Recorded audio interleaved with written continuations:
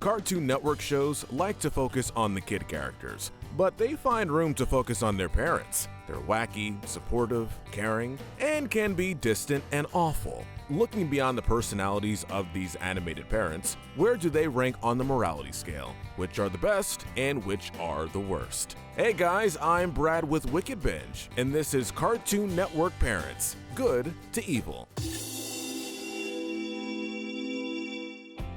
We'll be starting with the most pure and noble characters and working our way down. These characters are the good. Taking the gold is the creator and father of the Powerpuff Girls, Professor Utonium. Ignoring his, shall we say, less than positive portrayal in the 2016 reboot, the professor is a wonderful dad. When he first met his daughters, he fell in love with them instantly, immediately buying them gifts to make them feel welcomed. Throughout the series, the professor is supportive and caring. He's one of their biggest cheerleaders when it comes to their hero work, but at the same time, he isn't afraid to put his foot down when being superheroes starts to affect their schooling or their safety. Speaking of which, the professor is protective without being overbearing. He will do anything if it means keeping them safe and happy. He built the mecha, Dynamo, to protect them in certain situations, and he even built a power suit for himself so he could fight alongside his daughters and spend more time with them. The professor is gentle when it comes to comforting them, and is silly and plays games with them. Though he will make the occasional mistake, especially in the later seasons, he makes up for it, and the love he has for his kids is unconditional. The professor is an amazing dad. The silver medal of good goes to Monty Uno from Codename Kids Next Door. Monty is a prime example of not judging a book by its cover. He's bumbling and dorky, trying to get his son Nigel, aka Number 1, into things like father and son fishing trips and playing the sousaphone. Little did we know, he was once the legendary Number 0, who helped defeat Grandfather and was beneficial in bringing the K&D into a new age. That alone already makes him a hero. After being decommissioned and losing his memories of the K&D, Monty never stopped being an amazing person. He loves his son, and though they may not always understand each other, Monty has repeatedly stated that all he wants for his son is to be happy. There's no better example of this than when Monty destroys the decommissioning device and leaves a message for his son within it, telling Number 1 that as much fun as it was being a kid again, he knows that he has to be an adult in order to complete his greatest mission ever, being a good father.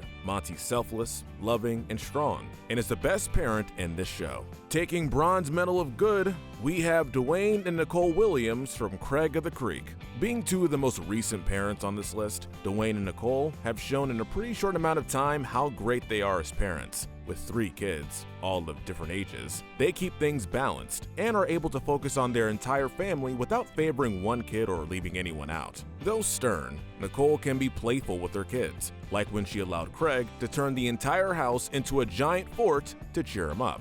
She also comforts Craig when she learns that he's stressing out about his new math class and reminds him how much she and Dwayne want to know about what's going on in his life, and that they're always there to talk or listen. As for Dwayne, though goofy and filled with dad jokes, he's active in his kids' lives. He has a strong bond with his youngest daughter and even helps her do her hair. Dwayne will also play video games with Craig and cares about spending time with them, even getting sad when he thinks Craig won't want to play games anymore once he's beaten Dwayne. As a parenting pair, they're sweet, attentive, supportive, and fun. Even if they haven't helped their kids save the world, they're still pretty great. Next, we have Carol from OKKO. In terms of both heroes and moms, Carol is legendary. As a single mother, Carol is KO's primary source of advice, support, and love. She tries to teach him patience and control at a young age, and is always there to encourage him, even when he makes a mistake or gets frustrated. Carol will have KO figure out lessons on his own, instead of just telling him, so he can learn something, as well as become more independent. Though she may be a fighter, she'll also be sympathetic towards people, even a giant lizard or a former enemy. She tries to be an example of a hero that doesn't always have to use her fists to solve a problem. While all these examples may make her seem more like a sensei than a parent, She's definitely a mother. She enjoyed KO's homemade macaroni cards, jokes around with him, and gives him hugs. Even when she starts focusing on other characters like Mr. Gar, Carol is always there for her son. Next, we have Mary and Chad from Clarence. While Mary is a single mother and Chad is only her boyfriend, we're counting both of them as Clarence's parents since they both play a big part in Clarence's life and help raise him. Although it isn't easy taking care of a boy as energetic and strange as Clarence, Mary is patient. She'll come up with games to encourage Clarence to help with chores, and her sense of humor and unconditional love lets her son know that he can be himself around her. Mary may not always notice the trouble that her son gets into, but when she does, she'll have his back, even if she has to put her foot down. As for Chad, while he may not be a stepdad in writing, he'll play with Clarence and tries to be someone that Clarence can look up to. He forced himself to run a marathon because he didn't want his lazy habits to rub off on Clarence. This effort pays off, because Clarence views Chad as a respected captain. Chad isn't always the most responsible and can be bumbling, but he's still a lovable guy. As such, we felt both Mary and Chad deserved a high ranking. Greg Universe from Steven Universe is next. Similar to Monty Uno, Greg wasn't impressive at first. He was living in a van away from Steven and left most of the child raising to the Crystal Gems after Steven had reached a certain age. This was a bad move.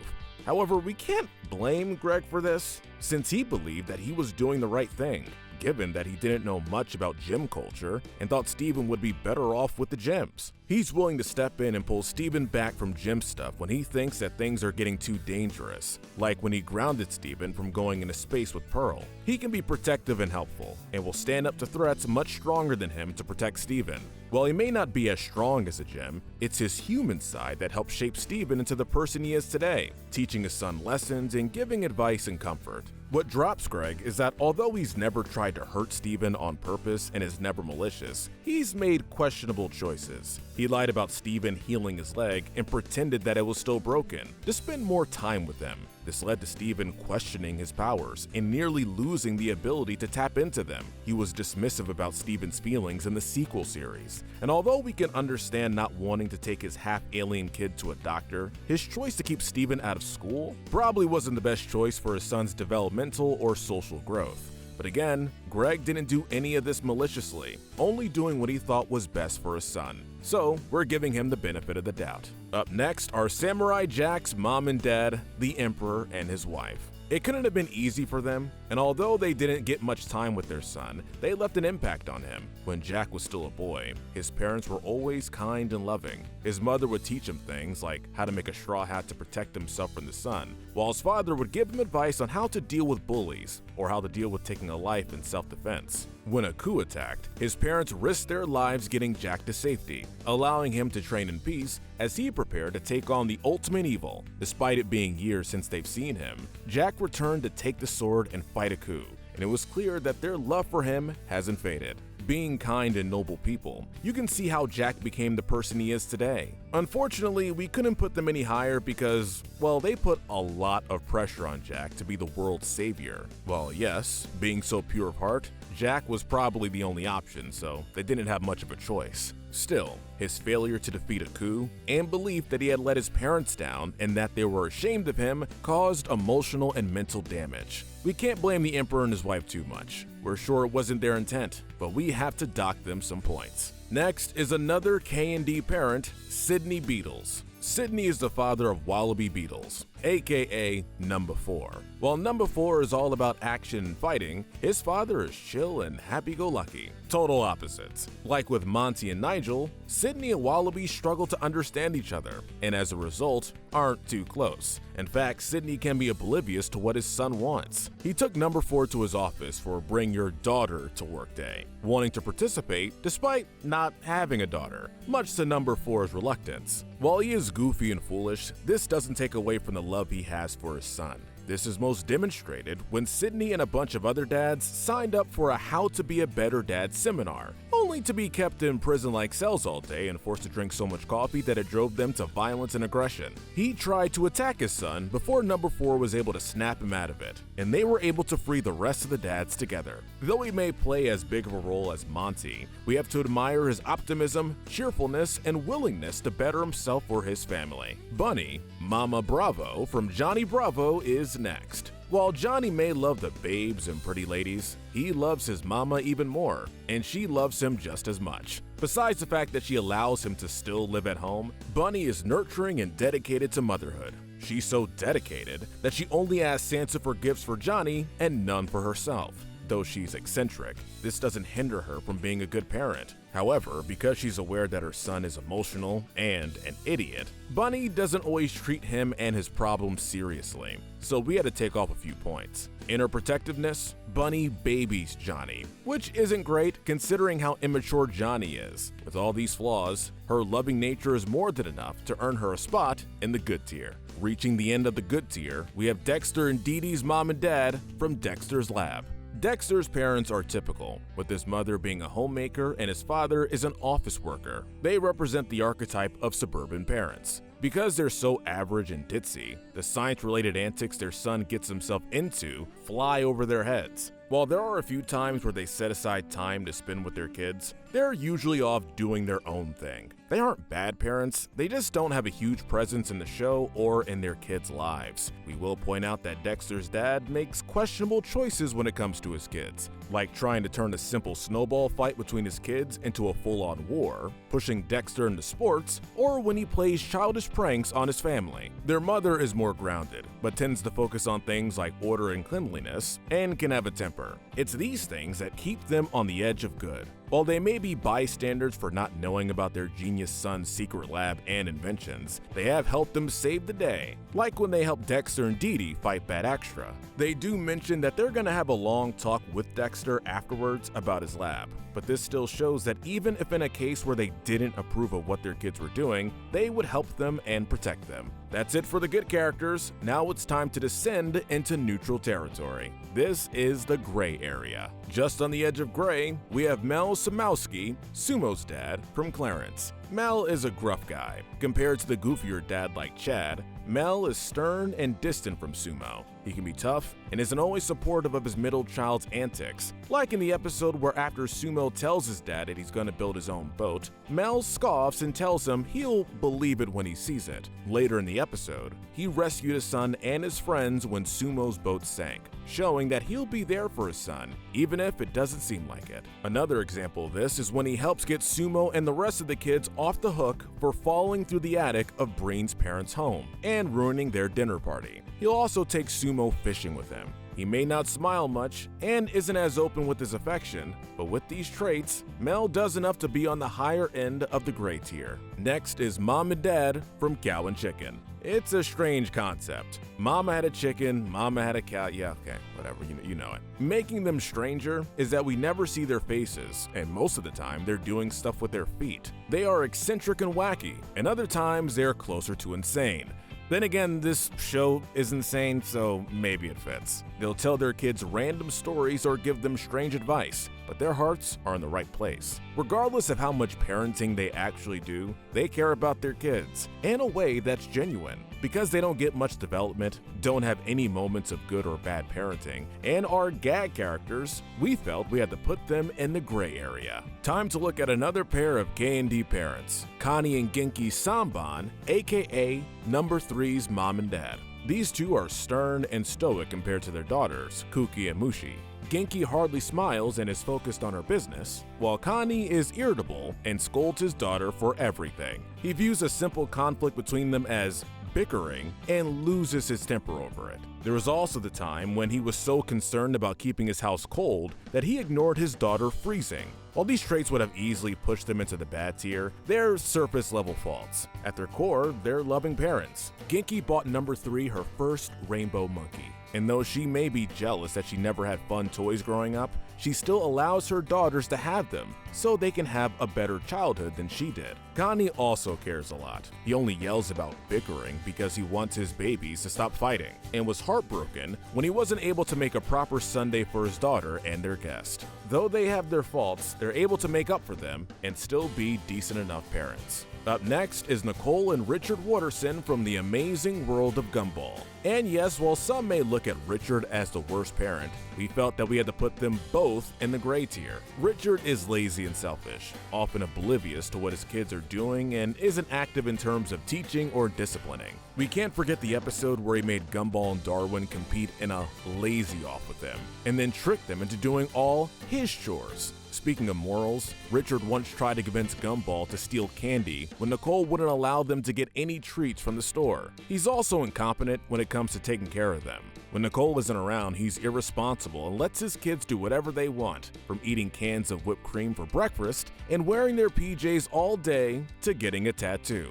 As for Nicole, her major flaw is her temper and competitiveness. Though we can't blame her for losing her temper, she can take it to the extreme, to the point where her kids are afraid of angering her. She can be passive-aggressive as well, and when it comes to pushing her kids to be the best, Nicole can take it way too far. What started as a simple, encouraging method turned into Nicole forcing her family to compete and fight against each other for the top spot on a chart. She'll also bend the rules during games, or lessen her own kids' accomplishments if it prevents her from losing, as seen when the family played Dodge or Dare. Both Richard and Nicole have terrible traits. Thankfully though, they're far from abusive or neglectful. They love their kids, and both are protective of them. Nicole is always willing to fight for her family, and Richard puts himself in danger to save his kids when they're in danger. They can also overcome their faults, with Nicole admitting she was wrong in her actions, and Richard trying to be less lazy, and even getting a job.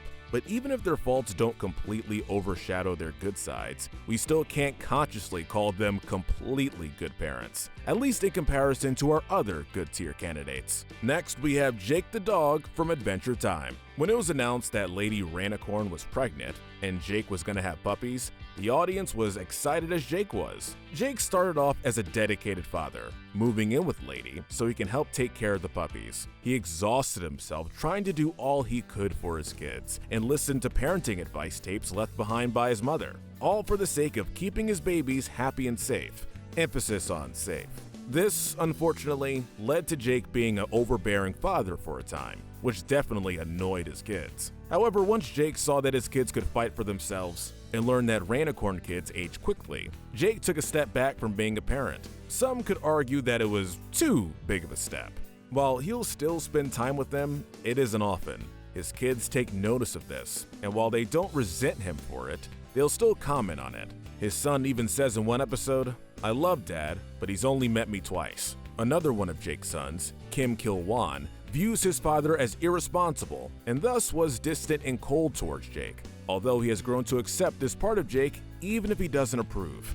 Even if all this doesn't look great on Jake's part, it isn't neglectful, given that all his kids are technically adults and have their own lives. We also know that Jake still loves his kids regardless of how much time he spends with them, even being willing to get back with his old gang after he thought his daughter, Jake Jr., was kidnapped. In terms of being a father, Jake has room to improve, but he still does just enough to be kept out of the bad tier. Ending the gray tier, we have another pair, Harold and Gladys, Billy's mom and dad, from the grim adventures of Billy and Mandy. Similar to the Watterson parents, these two fall under the same category of immature dad and temperamental mom. Though immature may be an understatement, in many cases, Harold is as idiotic as his son, Billy, and doesn't do much parenting. When he does provide guidance for his son, it's usually not good. Harold tried to crash a Battle of the Bands competition because Billy was sad about not being in a band. He can also be apathetic and a jerk, but never crosses the line into being a bad person, just a stupid one. Gladys, on the other hand, while a bit more of an active parent, is also more violent. She's attacked Grim on several occasions and tried to kill Billy when she thought she was a Sasquatch. She was a mama bear in the earlier seasons, but towards the latter half of the show, she didn't share too many moments with her son. usually just letting him do whatever he wants. Neither Harold nor Gladys took Billy's feelings into consideration when they nearly moved to a new city, and the heartwarming scenes between the three of them are practically non-existent. Because they aren't cruel or abusive, we can't put them in the bad tier, but these two barely squeak by. That wraps up the gray area. Now it's time to finally look at the questionable, the neglectful, and the worst of the worst. These characters are the bad to evil. Starting off this section, we have Mac and Terrence's mother from Foster's Home for Imaginary Friends. Mac's mom is always working to provide for her family, which resulted in Terrence terrorizing and bullying Mac and Blue whenever they were left home alone. This alone wouldn't put her in the bad tier. We understand the sacrifices a parent has to make, and we aren't going to blame her for needing to work long hours in order to keep her family off the street. What brings her down to this tier is how she went about telling Mac that he had to get rid of Blue. Though she was trying to help him grow up, in a sense, she was callous in how she did it. Considering that imaginary friends are thinking, feeling people in the Foster's universe, and Blue was the closest friend that Mac had, her telling Mac that he had to give up Blue and that he didn't have a choice was cruel towards both of them. She also partially blamed Mac for being bullied by his older brother, insinuating that along with Terrence being a jerk, Terrence might have picked on Mac because he saw Mac as a baby due to still having an imaginary friend. That could be considered victim blaming, which is messed up.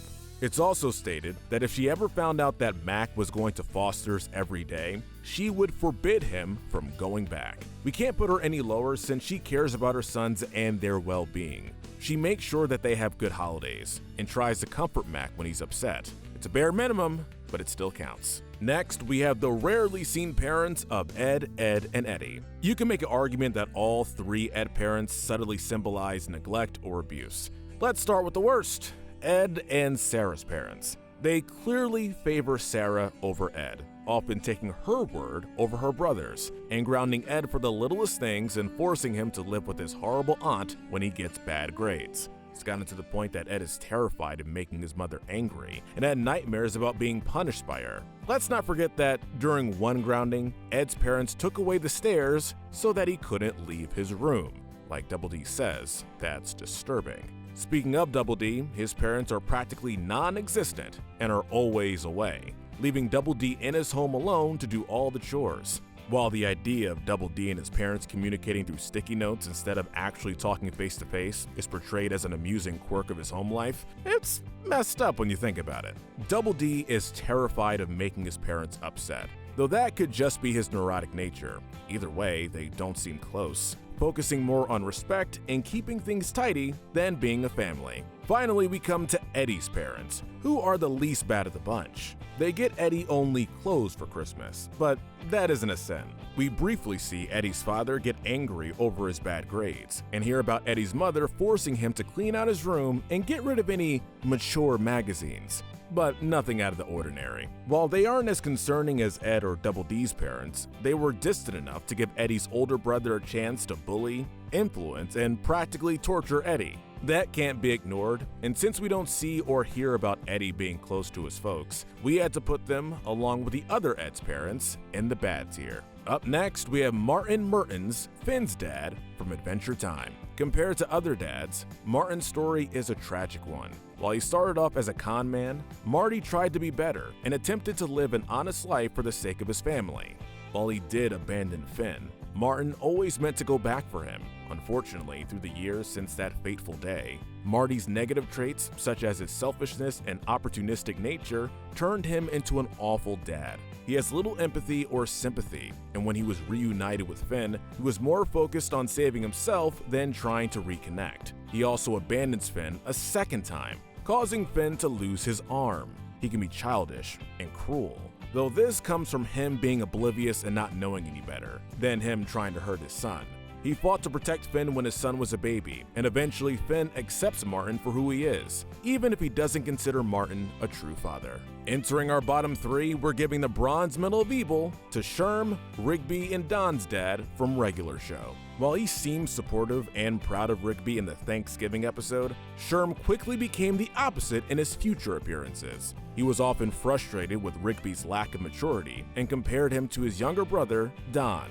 He's strict and mean, and isn't shy about making his criticisms or disappointment known. Sherm forced a young Mordecai and Rigby to eat the 4 boxes of cereal they had opened to get a toy, so the cereal wasn't wasted, which causes them to pass out and end up in the hospital. Later on, Sherm refuses to let Rigby take his car to prom. When Rigby takes the car without his permission, due to his mother giving him the keys, Sherm takes it upon himself to crash the prom and force Rigby and Eileen to leave.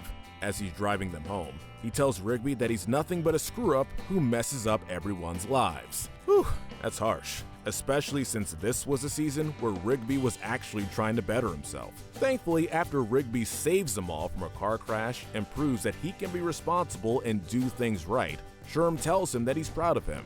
It's implied that the relationship improves after all this, but considering how much verbal abuse Sherm dished out at Rigby and how much he favored Don, this isn't enough to save him from the podium of poor parents. With the silver medal of evil, we have inventor and villain Lord Boxman from OKKO. Although all of his children are robots that he built, Boxman fills the role of a father to them. Unfortunately, he isn't a good one. In fact, he's cruel, only seeing his children as tools and weapons that can be used to attack the plaza. He's always disappointed in their failures and has them destroyed as a punishment. We're first introduced to Boxman while he's throwing Daryl into a furnace as a way to make a point. Boxman pits his kids against each other. While he is doting over his robot successes, this doesn't stop him from going back to treating them horribly within moments. This makes his love conditional, in that he'll only give them love when they succeed at something or meet certain expectations.